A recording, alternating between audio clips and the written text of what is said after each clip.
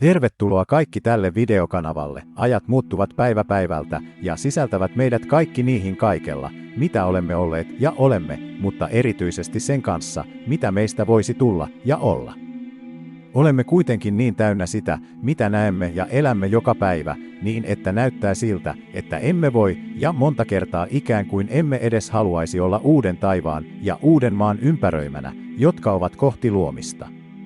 Ja rakentaa ja nähdä näkymätön maailmasta yhä enemmän ja lähemmäs meitä, tämä videokanava esittelee ja antaa teille taivaallisia rakkauskirjeitä, jotka on lähetetty meille silloin ja nyt Herraltamme Jeesukselta Kristukselta ja siunatulta neitsyt Marialta. Jotta voisimme valmistautua kunnolla Jumalan karitsan taivaallisiin häihin, tänään esittelemme Herramme Jeesuksen Kristuksen puhumaan Jumalan sanan Romanian Uuden Jerusalemin pyhässä luostarissa, Jumalan sana tuhatvuotisesta valtakunnasta, valikoima tekstejä Jumalan sanasta tästä aiheesta. Oi rakkaani, kuinka lujasti Jumala tunkeutui työllään ihmisiin, lunastustyöllä tottelemattomuuden synnin maksusta ja Luciferin orjuudesta. Sillä ihmiset ovat tehneet vain pahaa maan päällä, ja Herra menetti maan päällä kaiken ihmisen aiheuttamalla hukkumisen maan päälle, ja jäljelle jäi mies hänen huoneensa kanssa, mies, jonka Jumala näki, että hän rakasti vanhurskauden teitä. Ja sitten Jumala toimi Abrahamille ja puhui hänen kauttaan lupauksen ihmisen pelastuksesta. Sitten isäni tuli ja käytti ruumista ja meni ulos Abrahamin eteen ja siunasi Abrahamia, ja Jumala lunasti ihmisen sen lupauksen kautta, joka oli annettu Abrahamille ja Abrahamin siemenelle, joka tulee aikanaan täyttämään lunastuksen salaisuuden. Katso, isäni Abraham, Melkisedek siunasi Abrahamia, sillä Melkisedek oli Jumalan pappi ja suurempi kuin Abraham. Kukaan ei voisi olla suurempi kuin Abraham maan päällä, sillä hänelle isäni oli antanut lupauksen, ja katso, suurempi kuin Abraham siunasi häntä. Isäni käytti lihaa ja siunasi pientä, hän siunasi poikansa Abrahamissa. Ja kuka teki Melkisedekin papin? Sillä hänen lihallinen isänsä oli epäjumalien palvelija ja uhrasi Saalemin kaupungin lapsia, jotka palvoivat epäjumalia, ja Melkisedek loukkaantui liikaa tästä vääryydestä, ja hän kohotti kätensä isäni puoleen ja pyysi, että koko Saalemin maa kadota, äläkä anna siitä mitään jäädä, jotta niin paljon virhettä ja valhetta ei enää tehdä. Ja hän hukkui sillä hetkessä kaupunki tuhoutui, eikä enää tiedetty hänen olevan, ja hän jäi yksin, ja meni Jumalan luo ja asui vuorilla, ja isäni kutsui häntä papiksi, koska Melkisedek uhrasi uhrin. Rakkaudestaan Herraa kohtaan, eikä kukaan uhrannut suurempaa uhria kuin hän. Hän uhrasi Herralle koko kaupungin, koko heimon, ja kaikki hänen kansansa uhrasi hänelle vain sanalla, rakkaani, ja hän jäi ilman heimoa, ilman sukukuntaa, ilman alkua ja loppua.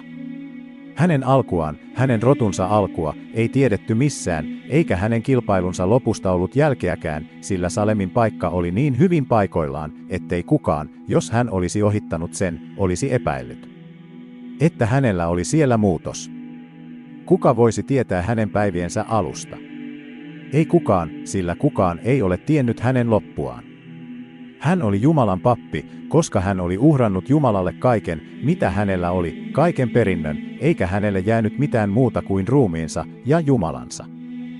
Haluan yhdistää sinut alkuun, poikani, jotta et jää loppuun. Haluan tuoda sinut takaisin alkuun, että täällä elämän puu, joka oli taivaassa, Edenin paratiisissa, oli ainoa taivaan puista, joka ei kantanut hedelmää, se oli hyvän ja pahan tiedon puun vieressä, mutta elämän puulla ei ollut hedelmää, sillä jos se olisi ollut, niin ihminen otti siitäkin, koska ihminen ei kuunnellut, niin ettei hän ottanut ja niin että hän ei kuollut. Ja siksi ihminen otettiin pois, etteivät he ojentaisi kätensä hedelmän aikana, ja poimi hedelmää täyttämättä, etteivät he ottaisi ja eläisi ikuisesti taivaassa tottelemattomuudessa.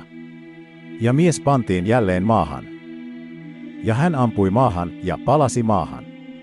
Mutta elämän puu minä olin, ja kannoin hedelmää 2000 vuotta sitten, ja minä olin portti elämän puulle.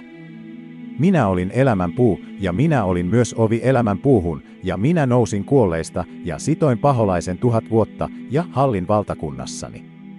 Mutta te ette ymmärrä, kuinka tämä oli, että mies, joka palvoi Luciferia, joka pakotti valtakuntani poikia, pakotti sen, joka hän palasi Kristuksessa kumartamaan ihmisen tekemää petoa, ja jos hän ei kumartanut pedolle, hän kuoli marttyyrikuoleman Kristuksen todistuksen tähden, sillä minä hallin minulle uskollisissa ja voitin minun vuodettun veren kautta. Nimeni ja todistukseni tähden, ja herätti väkijoukon uskoon, ja hallitsi, ja pyhitti maan. Ja paholainen sidottiin. Joka kuulee hyvin, ymmärtäköön, sillä paholainen ei voittanut minun kristittyjäni, valtakuntani lapsia, joita minä hallitsin. Tämä on tämän päivän viestin loppu, Jumala siunatkoon sinua, ja pitäköön sinut lähellä hänen pyhää sydäntään, aamen.